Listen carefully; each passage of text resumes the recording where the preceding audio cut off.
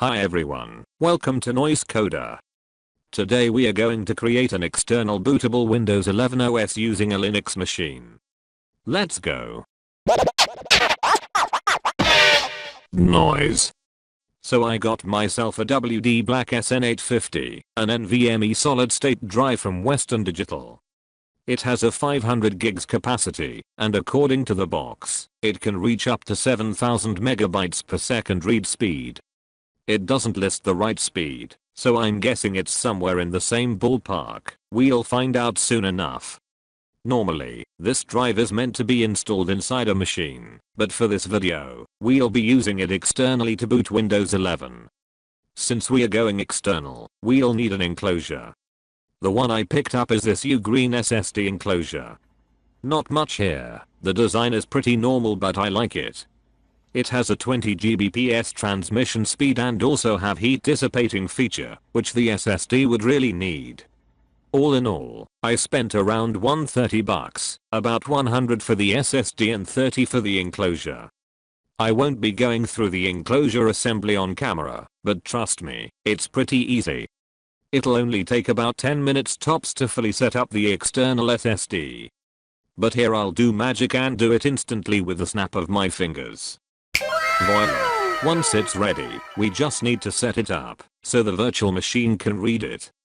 Yes, we'll be using Win 11 virtual machine inside Linux.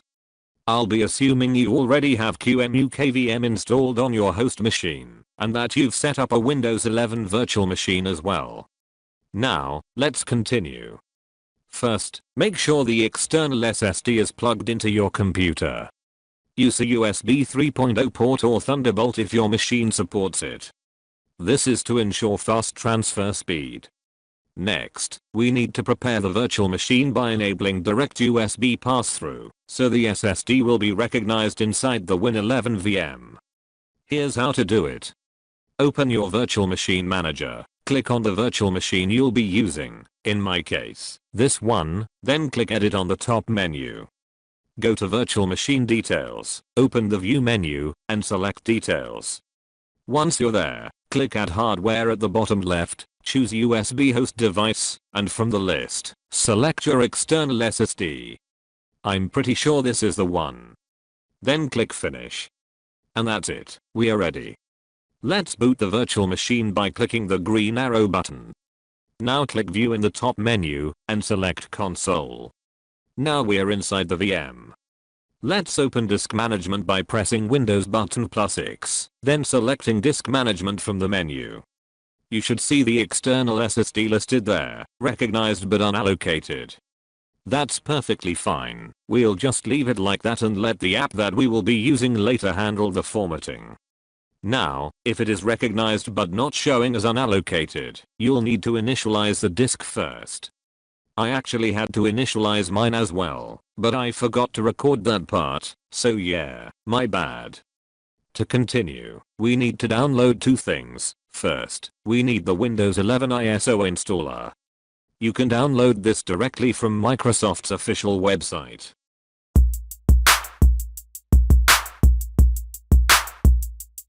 Second, we need a tool called Rufus. This is what we'll use to format the drive and flash the Windows installer onto the external SSD.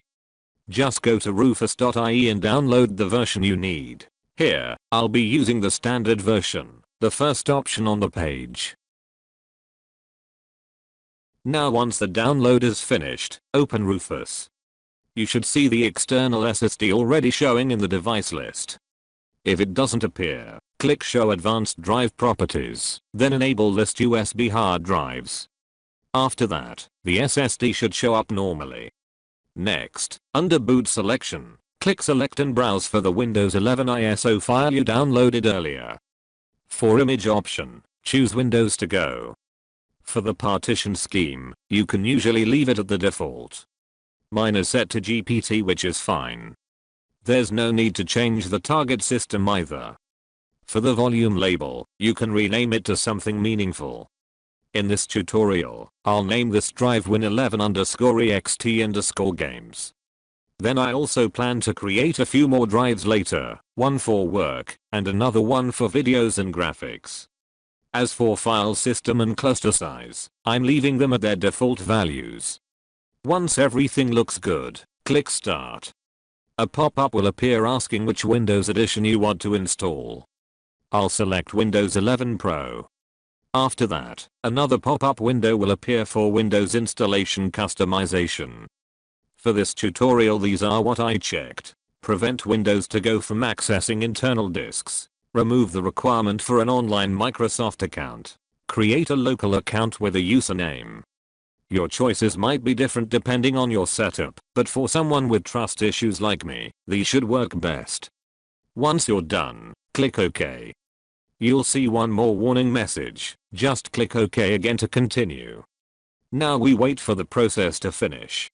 When it's done, the external drive will be ready, and we can boot Windows 11 directly from it.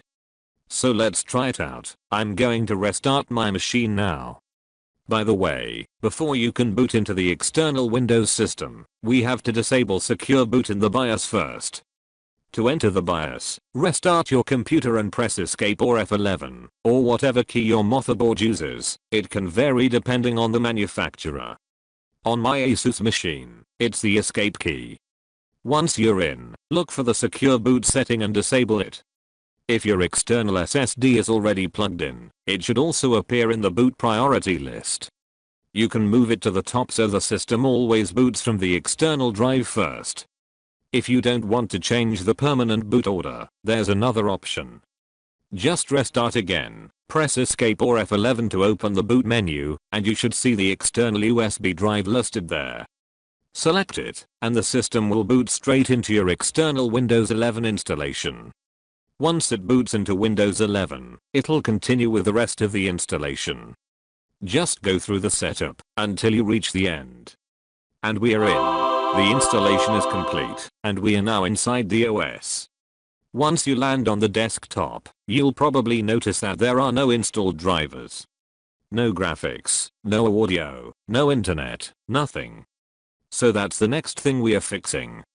I actually downloaded my drivers earlier, because for once in my life, I decided to be prepared. So I'm just going to install them now. Alright, drivers are in. Quick restart and everything should hook into the hardware properly. And we are back. Everything looks properly installed now. Graphics, audio, all working as expected. If we check the system information, you can see the specs are detected correctly. The NVIDIA drivers are installed, and the RTX 4090 GPU is recognized without issues. So overall, the external Windows setup seems to be running perfectly. Let's run a quick speed test on the SSD using Crystal Disk Mark. Alright, the results show about 1000 megabytes per second read, and about the same as well for the write speed. Now, the box earlier claimed up to 7000 megabytes per second read speed, so this is quite lower than expected. So I'm wondering, did I actually get scammed? Or is this still within a reasonable range for an externally booted SSD? What do you think? Anyway, the box did say up to, so I guess it was just me hoping it would magically hit the maximum speed every time. Now let's try running a game and see how it performs. I'm launching Roblox. Let's play Slap Battles. So far, gameplay is actually pretty smooth. Everything feels normal, almost like I'm running it on an internal drive. That's probably the advantage of using an NVMe SSD, even though it's booted externally. Overall, I'd say the performance is pretty solid. I don't really play AAA games at the moment, but I will be using this a lot for graphics work, video editing, and animations in apps like Blender and DaVinci Resolve. So yeah, as an external bootable drive, an NVMe SSD works perfectly fine, even if the read and write speeds are a bit below the numbers printed on the box. And of course, having an ROG Zephyrus with a 4090 definitely helps to write. Very nice. One last thing. This SSD does get kinda warm while it's running, even though the enclosure have some heat dissipating features. External drives heating up is pretty normal, but we are also basically forcing it to be a full operating system, so give it some breathing room. And yeah, if you catch a whiff of something burning, maybe it's time to let the SSD chill for a bit. And that's all guys. If this video helped you out, consider liking and subscribing. It genuinely helps the channel more than you'd think. This is actually my first upload, so yeah, we are starting at absolute zero, but hey, every channel starts at zero. If you want to watch this one slowly evolve from chaos into something even more chaotic, stick around. Thanks for watching and I'll catch you in the next one.